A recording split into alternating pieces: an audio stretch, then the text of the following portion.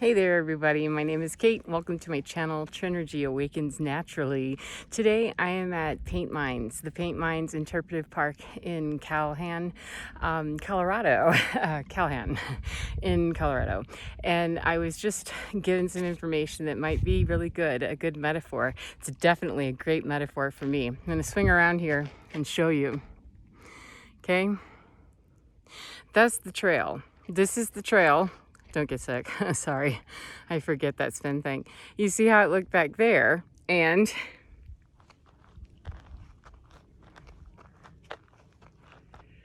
how it looks at this particular moment is I'm standing on dry soil. We've had a lot of precipitation recently, obviously, but the metaphor is that we're on a path, right? We're always on a path, and there's many, many paths in this park that any person can take, designated paths.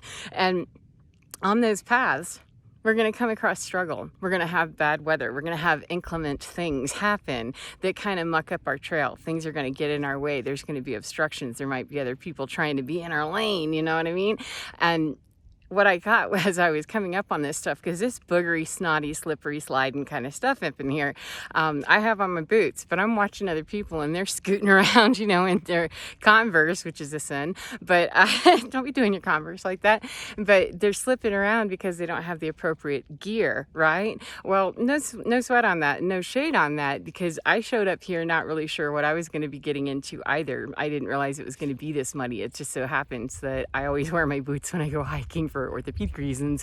It's not a leisurely stroll if my feet hurt. But if we get someplace and we don't know that our path is getting ready to be slippery, slidey, and boogery, and possibly obstructed, or possibly really cold, possibly going to get muddy, possibly going to have to, we're going to have to deal with whatever is there, right? We might be standing in some dry, beautiful, wonderful spot.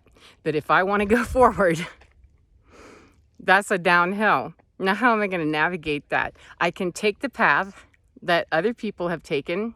That one right in the middle looks like a pretty popular one, and it's also the most dangerous. It's also the slickest, it's also the muddiest, and it's got the least traction available. However, as you see, that's what's worn down, is that we tend to go with patterns that we know. And believe me, folks, it's no longer a good plan. If it's a plan that can possibly land you on your hiney, you might want to retool, reschool, rejigger, and refigure on that one and come up with a better plan. So let's take a look at this and see what might be the best way for me to do that. Well, I'm not going to sit here and navigate this whole trail with you. I'm just going to tell you that by looking at that, I can already predictively say I'm on dry land right now, and it's fitting to get snotty, it's fixing to get muddy, it's fixing to get icky. Now I can turn around and go the other way, however that's not where my car is. I can turn around and go a different way, however that's also slippery and slidey. So what am I going to do? I'm going to deal with what's right here and take what I have in front of me as the obstacle and find out how I'm gonna navigate it without busting my butt all over the place in this beautiful park. You know, I don't want to drive home in mud. So how do I set myself up for success with navigating life's challenges is A, show up prepared as possible. Shoes at this point, you know, and then when you get somewhere and you're not sure and something happens and it kind of impales the original plan and it goes then you retool, reschool, rejigger, and refigure. And I'm not going to walk that same snotty, slippery path that everybody else has. I can see the slide marks everywhere on those trails, everywhere. That's not a good plan. It's also not a good plan to just go completely off-road, because the trails, that's considered abuse of the trails if we just start hiking off into areas and say, well, I'm going to, you know, dogleg over here and whatever. So we have to play within the rules, okay? The universal rules are, no, you have to stay within the proximity of the trail at a minimum. And so what I'm going to do is what makes sense to me is let's take the driest, safest spot that I can find, not the slipperiest, wettest spot that I can find. And it often, I'm going to come right over here. I won't walk you down this whole thing with me. However, look right there. Now I do have on, I hope I showed you my boots. I do have on boots that have some traction. However, I'm going to be the first one breaking snow right there. So that's the safest path that I could possibly take. I'm not going to know that. I'm not going to see that 444, thank you. And I'm not going to even remotely think about it unless I'm just slipping down that hill and busting my butt. I'm probably not even going to think about it. However, because I've done that before and I don't want to do that again, I think about those things before I make moves that might cause me harm. And that's just a metaphor for this trail. That's across the board, my whole life. And so if I see my least unsafe spot that I can take, that little track that I can take is right there by breaking brand new ground on that snow. That's where I personally am going to gain the greatest traction for my situation personally. That isn't off trail completely.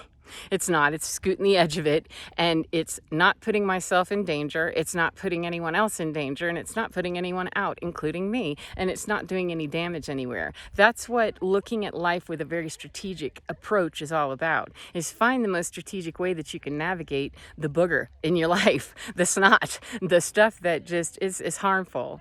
If we keep looking at a path and consider it to be safe just because everybody else did it, you can go look at those slide marks if you want to. Every time I come across one of these little impassable spots, there's plenty of those scoot marks where people just went whoosh. And I don't like taking those risks unless I'm there playing Mudslide. I don't want to slip and slide. That's a totally different game. That turns into possibly me breaking my leg, blah, blah, blah. And it has long range effects if I harm myself to the point that I can't drive home to my two kitties who are going to be super duper upset that why didn't you think about that better? Why didn't you plan that better to not be able to come home to us again? And ultimately, it's my responsibility no matter what.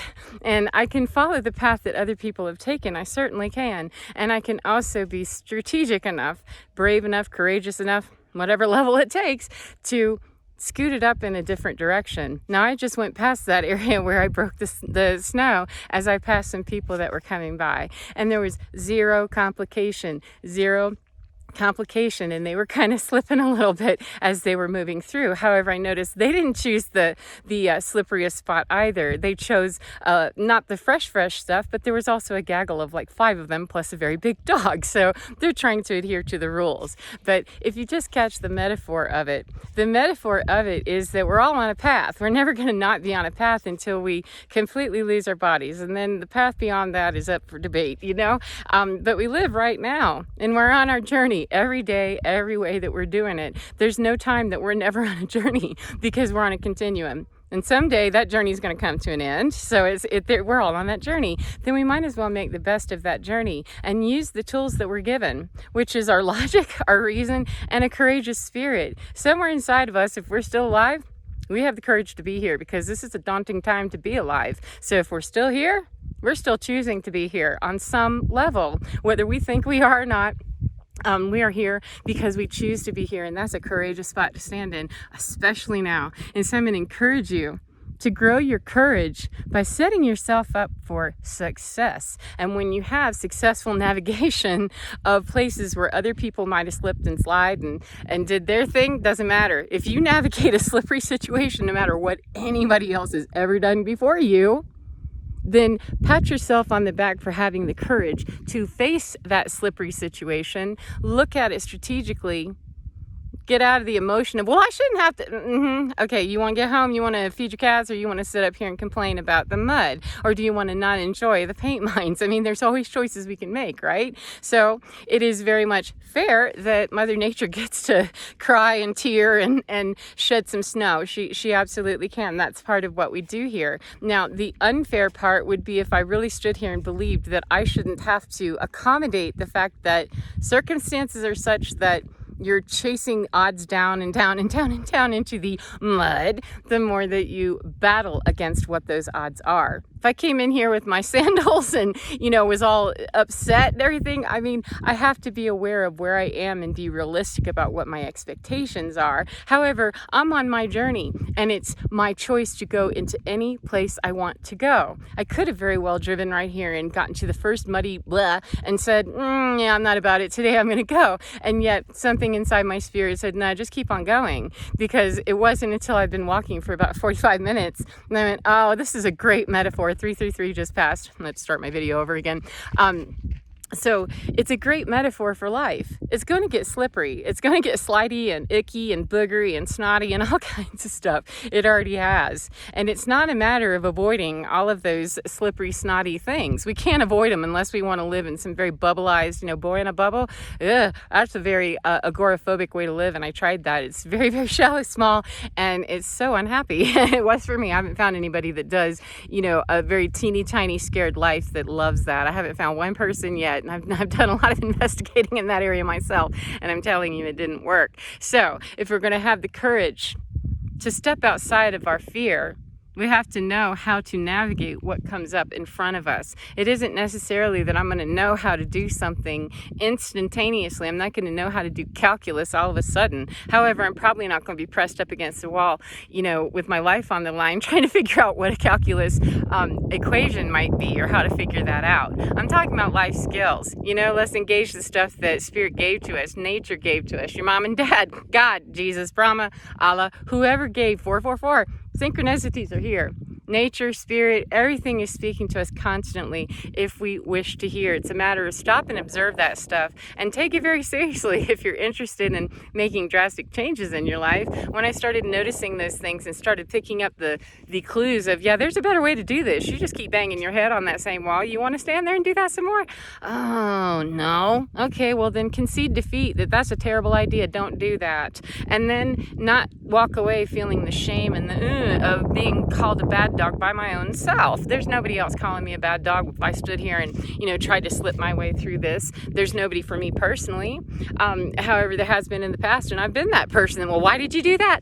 Those are very unhelpful ways of dealing with what is a problem for every single Earth citizen at this point. We all have to find a way to not just survive, to thrive, because we all care to be happy, healthy, well-adjusted. We want to see our children doing well, our family doing well, ourselves doing well. We want to be in that place of loving frequency where we just feel so much better, so that when we're there, most of the time, we can then navigate the times when we might be sliding. And there's a million things I could do. Believe me, there's 1,000 things I could do, an infinite number of things I could do.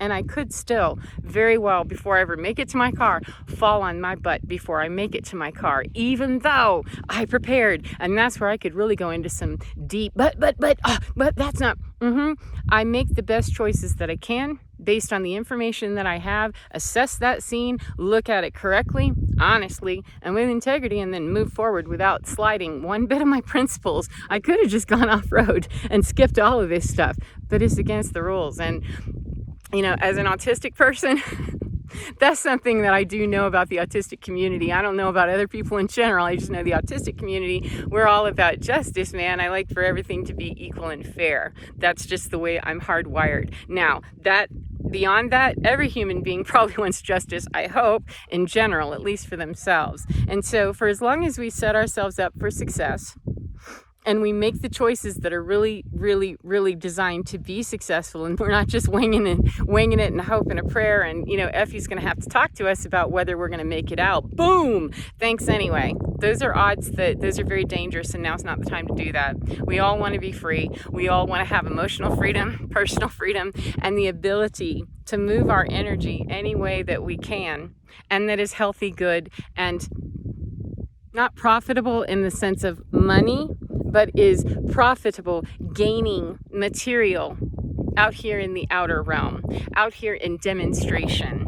Sorry, it's a little not clear right at the moment. It's coming in kind of funky. We all want to get to the point that we are producing good energy, and however that manifests in your life, if it looks like a certain job, or if it looks like a certain husband or wife or children or a certain school or whatever, that's what I mean to say. Because the ultimate goal for me is never going to be that I find a better way to navigate my life so that I get richer quicker, or that I beat the odds on this. It's always I'm trying to beat the odds of how can I not make decisions that are irresponsible and move with integrity, period. That's it. And that's what makes me happy. That's giving my own self, 18, a sense of justice, in that if I fell down and busted my hiney, it wouldn't be because I did not work to achieve something with a different outcome. And that's where I'm going to have to trust that my spirit team, God, divinity, Jesus, Allah, Brahma, etc., the deity the entity of God frequency or divine purpose, divine energy, I'm going to have to assume that there's a reason for that, and that will either be given to me if I ask, or it'll be given to me if I don't ask, or it will just need to just go away as a, I don't know why that happened. I just need to move on and know that it happened. This is where I am, and pick up from there and continue to make those decisions that move me in the right direction of where do I always want to be going, is in my lane, not in somebody else's, not off-road, and not have my lane so polluted constantly with mud that I can't navigate it without having to find alternate ways to do that constantly. That's a big chore.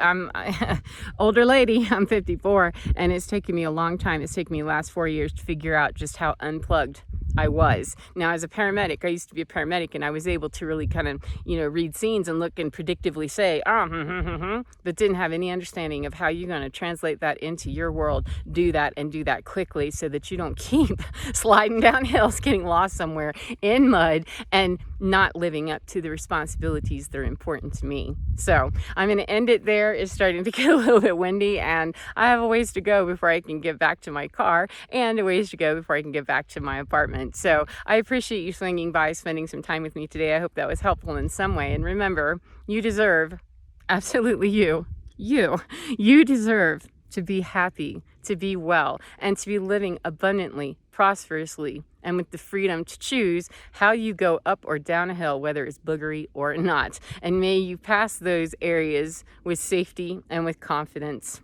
Take care of yourselves, and remember, be well, be within your skin, because within your skin, you're divine. Your divine is absolutely fine. Take care, my friends, and I'll see you again next time. Bye-bye.